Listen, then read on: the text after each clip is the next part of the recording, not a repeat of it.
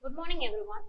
Today we are going to see about the poem The Raven by Edgar Allan Poe. I am Nilanandhini, Assistant Professor of English, A.D.M. College, Nagapattinam. Now we can see about author introduction. Edgar Allan Poe. Edgar Allan Poe was an American short story writer, poet, critic and editor.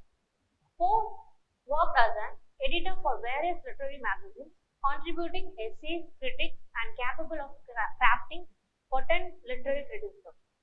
He began his publishing career with an anonymous collection of poems, Tamburlaine and other poems credited only to the Bostonian. His poems, especially The Raven, had a significant influence on a poetic theory and had a profound impact on literature worldwide.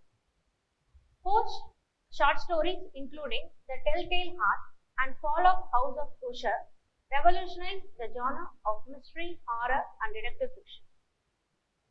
His tale, The Murders in the Rue Morgue, initiated the modern detective story, and the atmosphere in his tale of horror is unrivaled in American fiction. The theme of Poe's works. Poe is known for his macabre and gothic style. Poe's literary works delve into the depths of human psychology and explore themes of death, madness, and supernatural. The Poe's inspiration. He experienced a tragic losses in his life which profoundly influenced his writing. His mysterious and often controversial personal life added to the enigma surrounding his literary legacy. Poe's achievements. He is widely regarded as a central figure of Romanticism and Gothic fiction in American literature. He is considered as the originator of both science fiction and detective fiction. He is also credited as the architect of modern short story. As a critic, he was one of the first writers to put emphasis on the effect of style and structure. He lived only 40 years, but during his brief lifetime, he made a permanent place for himself in American literature and also in world literature. Introduction of the poem The Raven. The Raven is a narrative poem by Edgar Allan Poe, first published in 1845. It tells of a talking raven's mysterious visit to a distraught lover, tracing a man's slow fall into madness. The lover, often identified as being an unnamed young scholar, is lamenting the loss of his love, Lenore. The poem is known for its musicality, dark themes, emotional intensity, making it a classic piece of American literature. Poe claimed to have written the poem very logically and methodically, intending to create a poem that would appeal to both critical and popular tastes, as he explained in his 1846 follow-up essay, The Philosophy of Composition. The Raven. The first stanza. Once upon a midnight dreary while I pondered, weak and weary, over many quaint and curious volume of the forgotten lore, while I nodded, nearly napping, suddenly there came a tapping, as of someone gently rapping at my chamber door. This some visitor, I muttered, tapping at my chamber door, only this and nothing more. In this stanza, the poem immediately introduces the reader to a dark, mysterious environment. It is evident that the speaker has seen things and is exhausted of life, and he is wandering, weak and weary. The speaker also expresses a feeling of despair and loss, as he says that it is just a visitor on his door and nothing more. That is not his last love. Second stanza. Distinctly, I remember it was in the bleak December, and each separate dying ember wrought his ghost upon the floor. Eagerly I wished the marrow, vainly I had sought to borrow from my books series of sorrow for the lost Lenore, for the rare and radiant maiden whom the angels named Lenore, nameless here forevermore. In this stanza, the poem, this scenario was occurring in the bleak month of December when dying fire embers were casting ghost-like shadows on the ground. In an effort to distract himself from the sadness of losing Lenore and make a night to go by more quickly, he was observed in his books.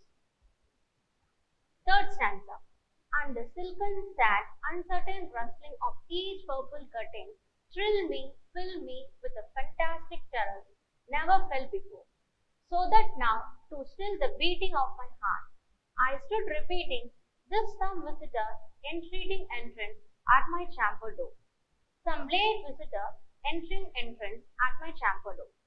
This it is and nothing more.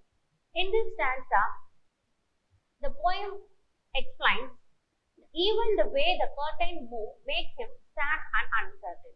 His gloomy and contemplative mood was being replaced by a feeling of worry, fear, and as he watched a curtain ruffle and heard the knocking, he kept telling himself that if only a visitor who had stopped by at this late hour and nothing more to slow down his racing heartbeat. He felt both excitement, fear as he considered opening the door. Fourth stanza. Presently my soul grows stronger, hesitating then no longer. Sir, I said, I or madam, truly your forgiveness I implore. But the fact is I was napping, and so gently you came rapping, and so faintly you came tapping at my chamber door. That I scarce was sure I heard you. Here I opened the wide door, darkness there and nothing more. In this stanza, the poem explains as he approaches the door to check if anyone would come to see him. At such an hour, the narrator starts to gain confidence. He speaks out, sir or madam, apologizing, explaining that he had been dozing off and at first he wasn't even sure there was a knock at the door because the tapping was so faint. As he finishes, he opens the door to discover only the night darkness inside. He cries out that he didn't bother opening the door since he wasn't sure if anything was inside. When he did, he discovered nothing. Stanza 5. Deep into the darkness peering, long I stood there wondering, fearing, doubting, dreaming dreams no mortal ever dared to dream before. But the silence was unbroken and the stillness gave no token, and the only word there spoken was the whispered word, Leno. This I whispered, and an echo murmured, burst the word, Leno. Merely this and nothing more. In this stanza, the poem explains he is surprised when he opens the door and discovers nothing. His mind and heart are racing as he stands there looking into the darkness. How would he have heard the loud, persistent knocking on the door yet not see anything? He immediately thinks of Leno because he had been yearning for her and what he says her name into the dark night and echo replies Leno. Stanza 6. Back into the chamber, turning all my soul within me burning, soon again I hear tapping somewhat louder than before. Surely, I said, surely there is something at my window lattice. Let me see then what thread is and this mystery explore. Let my heart be still a moment and this mystery explore. This the wind and nothing more. In this stanza, the poet finally turning away from the empty door and the narrator wonders whether he is crazy.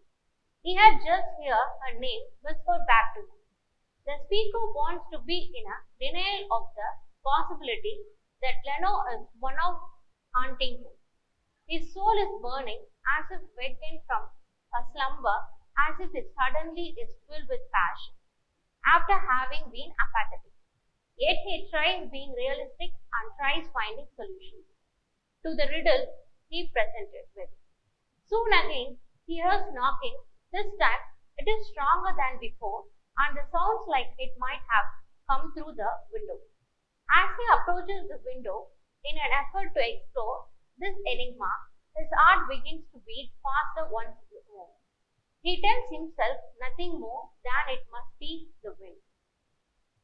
Stanza 7. Open here I flung the shutter, when with many flirt and flutter. In there stepped a stately raven of the saintly days of yore.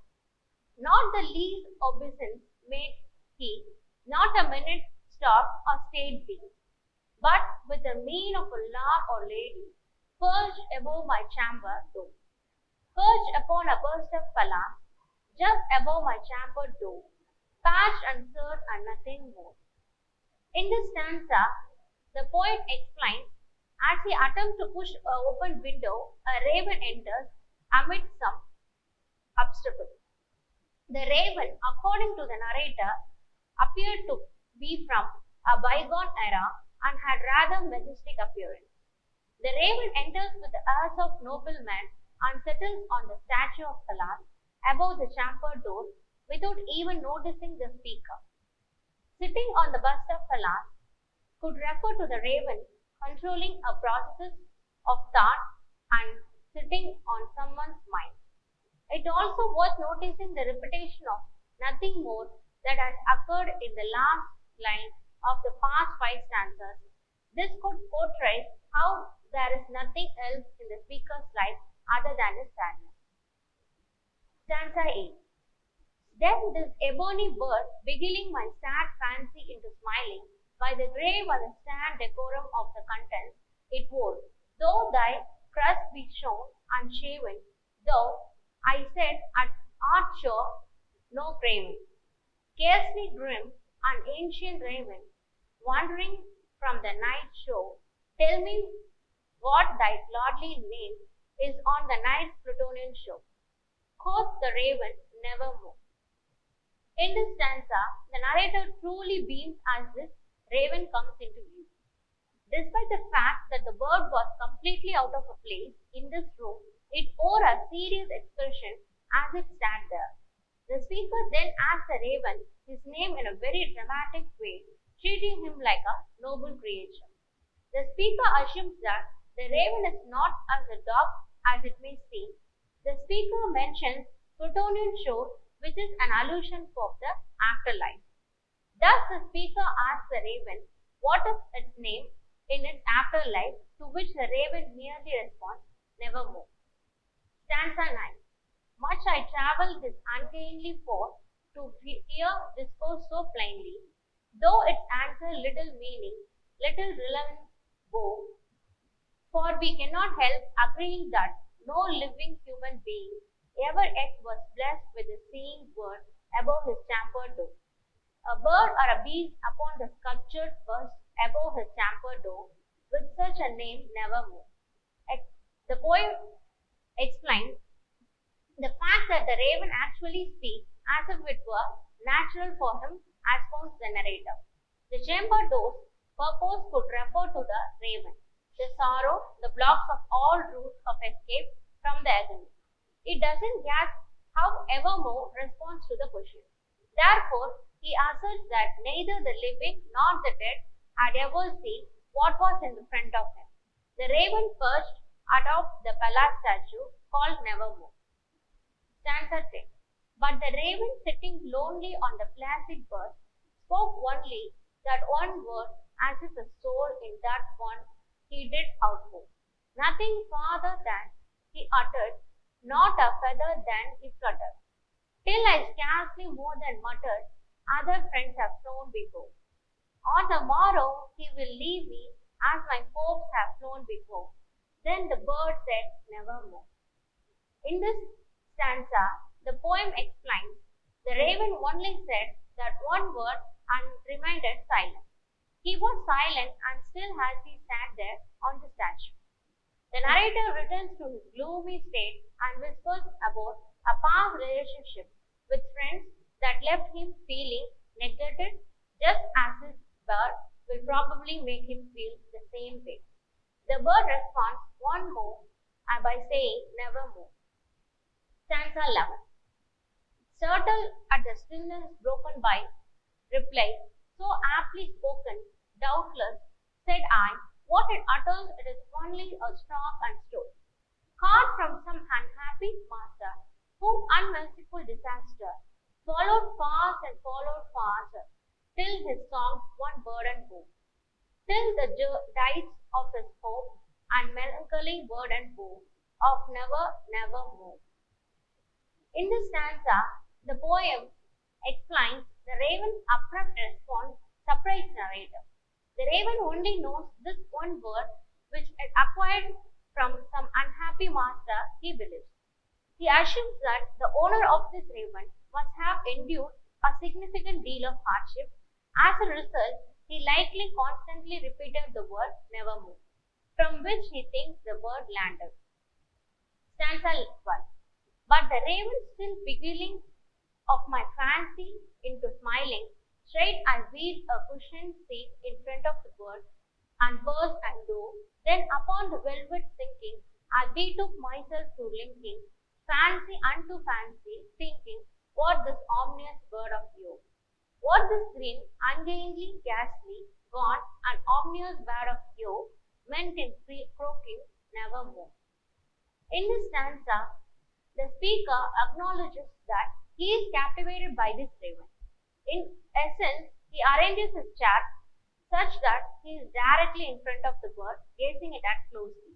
He begins to repeat the term nevermore, concentrating his thoughts on the raven and what it might be implying. Stanza 13. This I sat, engaged in guessing, but no syllable expressing to the fowl whose fiery eyes now burned into my bosom's core. This and more I sat dining with my head at ease reclining on the cushion's velvet lining that the lamplight floated over, but whose velvet violet lining with the lamplight gloating over, she shall press on nevermore. In this stanza, the poet explains, without really saying out loud, he sits there forming explanation in his head to reason for the raven's actions. Its fiery eyes seem to be able to see right through him and into his soul. He sits on a plush velvet cushion in the room's central focus as he continues to think. He is then struck by the heartbreaking realization that Leno will never again have the opportunity to touch the pillow because of her departure as he noticed the cushion shimmering in the lamplight. Stanza 14. Then methought the air growed denser, perfume from unseen censer, swung by the sacristan whose footfalls tinkled on the tuffle floor. Wretch, I cried, thy God hath lent thee, by these angels he hath sent thee, respite, nepenthe, from thy memories of Leno. Quack, oh quack, this kind nepenthe, and forgot this last Leno. Quoth the raven, nevermore. In this stanza, the narrator appears to start hallucinating at this point. Perhaps he is caught up in his own thoughts. He begins to notice that a perfume is infusing in the air strongly around him. He believes that the angels are bringing him his perfumes there. He refers to himself as a loser and says that he believes that this God telling him to forget Leno. He compares the scent to a nepenthe, an imaginary entity for a grief from Greek mythology. He literally yells at himself to take this medicine and get over his sorrow about losing Leno. The raven declares nevermore again. Stanza 15. Prophet said I, thing of evil, prophet still, if bird or devil. Whether temper sent or whether tempest tossed thee, here a show, desolate yet all daunted, on this desert land enchanted. On this home by a horror haunted, tell me truly, I implore. Is there a balm in Gilead? Tell me, I implore. Quoth the raven, nevermore. In this stanza, the poet begins to yell at the bird and referring to it as a prophet and an evil entity. He is unsure about what to make of the bird. Satan sent him away or way it pushed by a storm. He continues by stating that the raven remains unaffected by his yelling despite the fact that it is alone in his presence. He describes his home as a desolate land that is haunted and filled with horrors. He asks the raven if there is any possibility of goodness or peace in the future, and the raven replies, nevermore. Stanza 16. Prophet said I, thinks of evil, prophet still, if birds are devils. By that heaven that bends above us, by the God we both adore, tell this soul with sorrow laden, if within the distant Eden, it shall clap a sainted maiden, whom the angels name Leno. Glass a rare and radiant maiden, whom the angels name Leno. Quoth the raven nevermore. In this stanza, the speaker accuses the raven of being a demon and devilish creation. The narrator assumes that a raven is an adoring god, which could mean that he sees the raven as a fallen angel, like Lucifer. He asks if a distant Eden called Leno. Eden is an Arabic word for Eden or paradise. He asks if Leno has made to heaven, to which the raven says nevermore, claiming that she is not. To the reference to the angels calling her Leno could mean that she is baptized and that the angels and the God recognize her by her name. Stanza 70. Be that word our sign of parting, a word of fear, I shriek upstarting, get thee back into the tempest and the night returning show.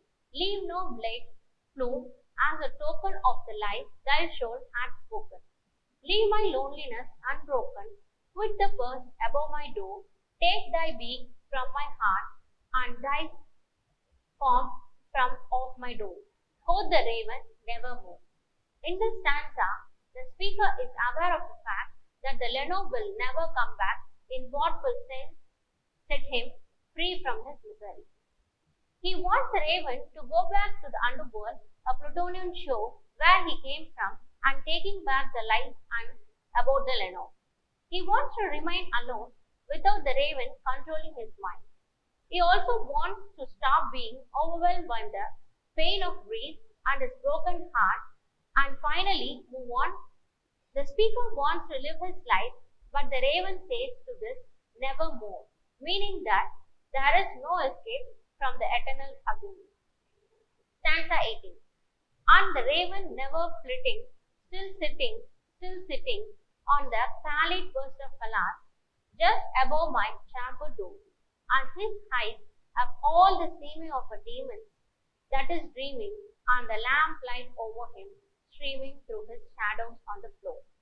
And my soul from out of the shadow that lies floating on the floor shall be lifted nevermore. In this stanza, the raven is still there. The speaker says, perched on the statue of glass, its eyes gleaming almost devilish in appearance. The raven is illuminated by the lamp, which casts a shadow on the ground that imprisons his soul and prevents it from ever being released. Then let us discuss about the themes in the poem Raven. First, rationality versus irrationality. At the beginning of the poem, the narrator is rational enough to understand that Lenore is dead and he will not see her again. When the raven first begins repeating nevermore, he realizes that the answer is the bird's only star and stone. He won't get another response no matter what he asks. He seems to even find the bird vaguely amusing. However, as the poem continues, the narrator's irrationality increases as he asks the raven questions it couldn't possibly know and takes its repeated response nevermore to be a truthful and logical answer. He then descends further into madness, cursing the bird as a devil and thinks of evil and thinking he feels angels surrounding him before sinking into his grief. In the raven, a poet wanted to show the fine line between rational thought and madness and how strong emotions such as grief can push a person into irrationality even during mundane interactions like the one the narrator had with the raven. The next theme is grief and loss. The poem delves into the deep anguish and torment caused by the loss of loved one, portraying the mourn's process. The narrator is absolutely consumed by his grief for his lost love, Leno. At the beginning of the poem, he tries to distract himself from his sadness by reading a volume of forgotten lore, but when the raven arrives, he immediately begins peppering it with the questions about Leno and becomes further lost in his grief at the raven's response of nevermore. By the end of the poem, the narrator is seemingly broken, stating that his soul will never again be lifted due to sadness. The next theme is a power of memory. The memory serves as a central theme, highlighting his ability to both torment and console the human mind. The next theme is devotion. It is the narrator's deep love for Lenore that causes him such a grief and later rage and madness. Even though Lenore has died, the narrator still loves her and appears unable to think of anything but her. In the poem, he speaks of Lenore in a superlative, calling her a sainted and radiant. With this theme, a poem is showing a power of love and how it can continue to be powerful ever, even after death. The poem structure and rhyme scheme. Structure of the poem, The Raven, is written in a first-person narrative and consists of 18 stanzas, each with a 6 lines, totaling 108 lines. The repetitive nature of the poem structure enhances its haunting and melancholy tone. Rhyme scheme of the poem in The Raven is ABC, BBB, with the internal rhyme schemes within each stanza. The intricate rhyme scheme contributes to the poem's musicality and captivating rhythm, drawing the reader deep into the narrative. The meter. The meter of the poem, The Raven, follows a trochaic octometer, which is when there is 8 trochaic feet per line, and each foot has one stressed syllable followed by unstressed syllable. We see the literary device used in the poem, The Raven. First, the alliteration. The repeated consonant sounds like dreary darkness and silken sad, uncertain rustling. The poem is full of alliteration, such as the phrase weak and weary, nearly napping, and follow fast and followed faster. This poetic device helps to give the poem its famous musicality and is one of the reasons people love to recite it. Next, the literary device is assonance. Similar to alliteration, assonance is a repetition of verbal sounds in one or more words found close together. It serves the same purpose as alliteration and appears beginning in the first line of the poem, where the long E sound is repeated in the words dreary, weak, and weary. Next literary device is a repetition. The frequent repetition of nevermore to create a haunting echoing effect. Other commonly repeated words and phrases in the poem include Lenore, Champollion, and nothing more. These all the rhyme schemes with the nevermore and add to the feeling of despondency in the poem by emphasizing the raven's bleak answer to every question. The next literary device is the allusion. Allusion is an indirect reference to something. The poem makes a multiple allusion in the poem Raven. They are the burst of Pallas, Nepenthe, a balm of Gilead, Aden, and Raven themselves. Next, we see the symbols used in the poem Raven. First, the bust of Pallas. In Edgar Allan Poe's Raven, the bust of Pallas Athena symbolizes the wisdom and knowledge.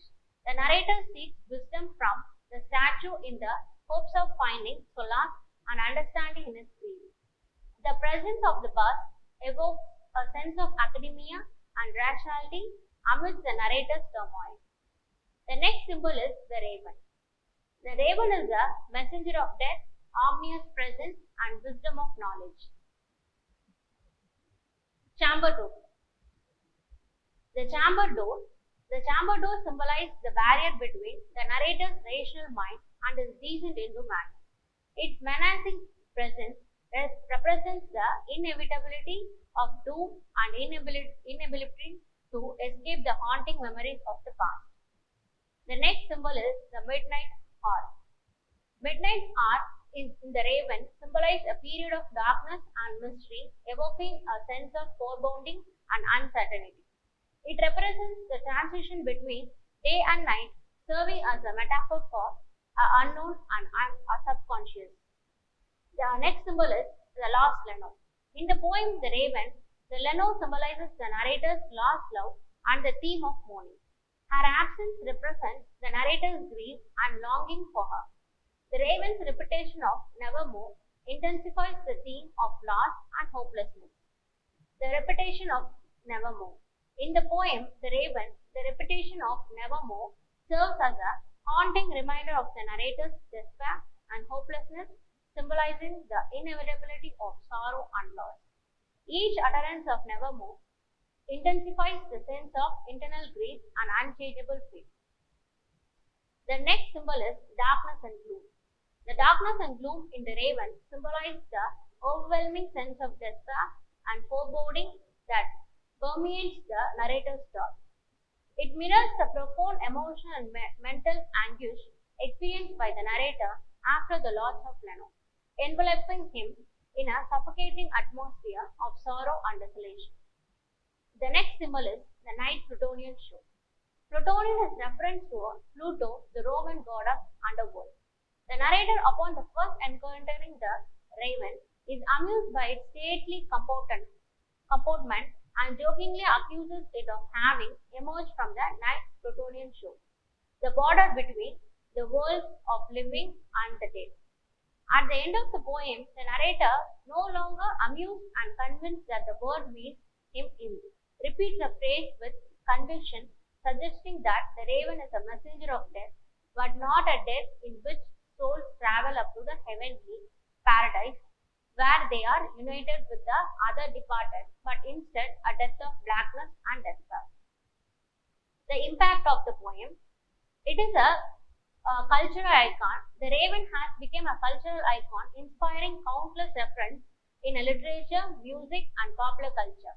Edgar Allan Poe's legacy as a master of macabre and Gothic literature is largely attributed to the Raven and its impact on literature. Writers and poets continue to draw inspiration from the themes and melancholy beauty of the Raven. The influence of the poem. The Raven has a profound impact on literature and culture, inspiring countless adaptations, references, and parodies. The poem solidified Edgar Allan Poe's reputation as a master of macabre and a pioneer of psychological horror. The Raven remains an unsettling exploration of grief, loss, and the human side, captivating the readers for generations to come. Thank you.